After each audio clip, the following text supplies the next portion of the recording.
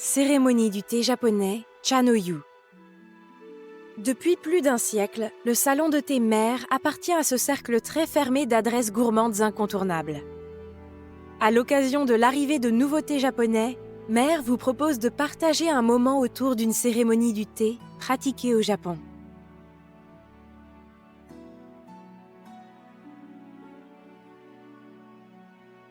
Yuko Takaoka et son élève Hitomi Takeuchi no Tiani. Cette cérémonie, fondée par des moines zen, s'est construite autour du célèbre thé matcha, un thé vert japonais ombré réduit en poudre. Mère vous propose ce nouveau voyage au travers de dégustations des thés du monde. Après une escale en Chine par laquelle nous vous proposions un éventail de couleurs de thé, nous voici en chemin vers le Japon. Le thé a été introduit au Japon au IXe siècle par des moines bouddhistes japonais qui avaient voyagé jusqu'en Chine et qui, séduits par le goût et les vertus du thé, avaient rapporté des pieds de théiers. À cette époque, le thé était préparé en étant fouetté selon des codes très précis en Chine. Et c'est ce rituel qui a inspiré les moines japonais pour leur propre cérémonie du thé, le Cha-no-yu, signifiant littéralement « eau chaude pour le thé » en japonais.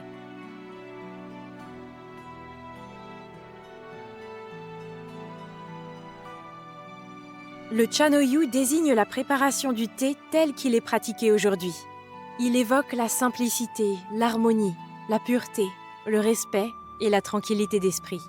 C'est un moment privilégié de partage pendant lequel on savoure l'instant présent. Il existe au Japon différentes écoles enseignant la cérémonie du thé. Les pratiques peuvent varier selon les écoles, mais toutes ont une base commune.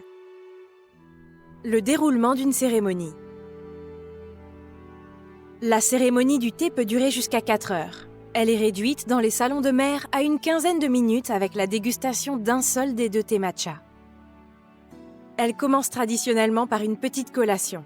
2 types de thé japonais matcha sont ensuite dégustés lors de la cérémonie. On prépare et on sert tout d'abord ce qu'on appelle le premier thé, le thé sombre. Il s'agit du matcha koicha, à l'aspect vert émeraude et à la texture pâteuse. Le matcha en poudre est placé dans un bol, chawan.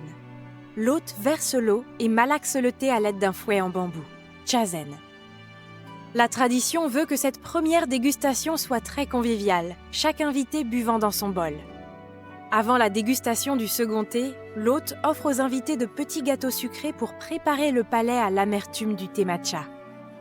Ce second thé est appelé matcha uzucha. Il est plus léger et plus clair que le premier thé et est dégusté cette fois-ci dans de petits bols individuels. La description de cette cérémonie ne se limite pas seulement à la préparation du thé. En effet, une très grande attention est portée à chaque détail.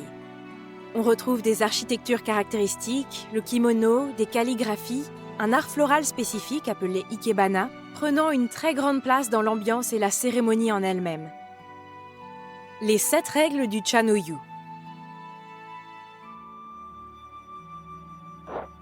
Les 7 piliers de la cérémonie du Cha-no-yu ont été définis par le maître de thé Sen-no Reikyu au XVIe siècle.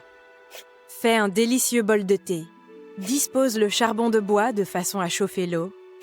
Arrange les fleurs comme elles sont dans les champs. Évoque la fraîcheur en été et la chaleur en hiver. Devance en chaque chose le temps. Prépare-toi à la pluie. Accorde à chacun de tes invités la plus grande attention. Illustre maison de thé dès le XIXe siècle, Mère poursuit avec passion cette tradition de mélanges rares et précieux, pour le plaisir toujours renouvelé d'une exquise dégustation. Découvrez une carte généreuse et savoureuse, où chaque composition est construite comme le portrait d'une personnalité ou d'un lieu qui a croisé notre belle histoire du goût et du savoir-vivre français.